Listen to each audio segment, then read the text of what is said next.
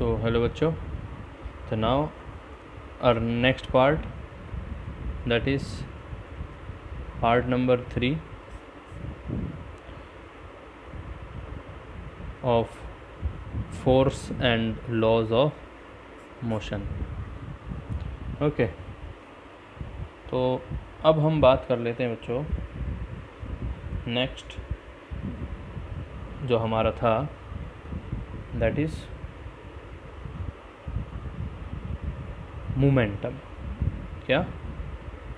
Momentum या linear momentum कहेंगे इसको basically. Linear momentum. Linear momentum क्या होता है बच्चों? Linear momentum is defined as the product of mass and velocity of any moving object, and it is represented by p, and it is a vector quantity. यहाँ पर velocity भी vector है. ठीक है. लीनियर मोमेंटम को represent करते किससे? p से, छोटे p से. ठीक है. और ये होता क्या है? कोई भी एक बॉडी है जिसका m मास है और v वेलोसिटी है. जैसे ये एक बॉडी है, m अगर इसका मास है और v वेलोसिटी से ये इस तरीके से आगे बढ़ रही है. ठीक है. तो इस बॉडी का मास और वेलोसिटी का जो प्रोडक्ट होता है, प्रोडक्ट मतलब मल्टीप्लिकेशन, वो कहलाता है क्या? Linear momentum p. तो p is equal to mass into velocity. ठीक है. और ये हमें बताता है कि ये वाली बॉडी जिसका m मास है और v वेलोसिटी है, अगर ये किसी भी चीज़ से जाके टकराएगी, सपोज यहाँ जाके, तो इसके ऊपर ये क्या इम्पैक्ट डालेगी, क्या असर डालेगी, क्या इफ़ेक्ट डालेगी. ठीक है. या क्या फोर्स लगाएगी. जैसे आप सोच सकते हैं कि अगर सपोज़ यहाँ पर आप हैं और यहाँ पर आपका फ्रेंड है और आपके हाथ में एक कॉस्को बॉल है, टेनिस बॉल है, और आपने फेंक के अपने दोस्त को मारी. ठीक है. और आपके दोस्त के हाथ में एक लेदर बॉल है, क्रिकेट बॉल है. आपके दोस्त ने ये आपको फेंक के मारी तेज. दोनों ने फेंका सेम स्पीड से, जितनी स्पीड से इसने फेंका उतनी स्पीड से इसने फेंका. तो बताओ आपको तेज चोट, ज़्यादा चोट लगेगी या आपके फ्रेंड को? ठीक है. यू और योर फ्रेंड. तो ऑब्वियसली आप कहेंगे यू, मतलब आपको ज़्यादा तेज़ लगेगी. क्यों लगेगी भाई?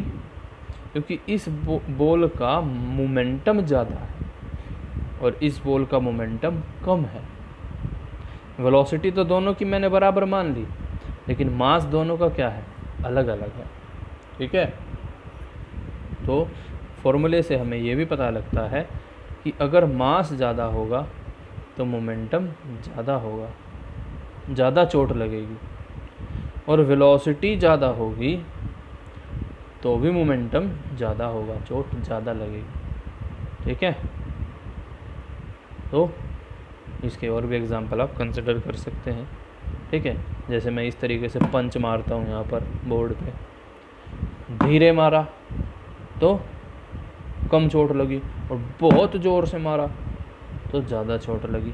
क्यों? हाथ तो वही है ना, जितना है, 2.5 किलो का है या 250 ग्राम का, व्हाटएवर. तो मारा धीरे और मारा तेज, तो मास तो सेम है, चेंज क्या हो रहा है? वेलोसिटी. एक में वेलोसिटी ज़्यादा है, एक में वेलोसिटी कम है. तो जब वेलोसिटी ज़्यादा है तो मोमेंटम भी क्या होगा? ज़्यादा. और जब वेलोसिटी कम है तो मोमेंटम भी क्या होगा? कम. ठीक है, फॉर्मूले के अनुसार।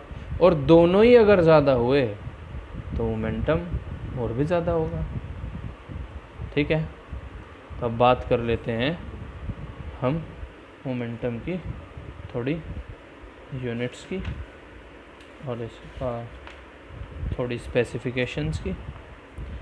नंबर 1 जो आपका मोमेंटम है, लीनियर मोमेंटम, ये होता है product of mass and velocity, और इसकी जो यूनिट होगी, मास मतलब किलोग्राम, वी मतलब वेलोसिटी, मीटर पर सेकंड, तो यूनिट हुई किलोग्राम मीटर पर सेकंड। ठीक है, SI unit is kilogram metre per second. And इसकी एक और एसआई यूनिट होती है, another SI unit of linear momentum is newton second.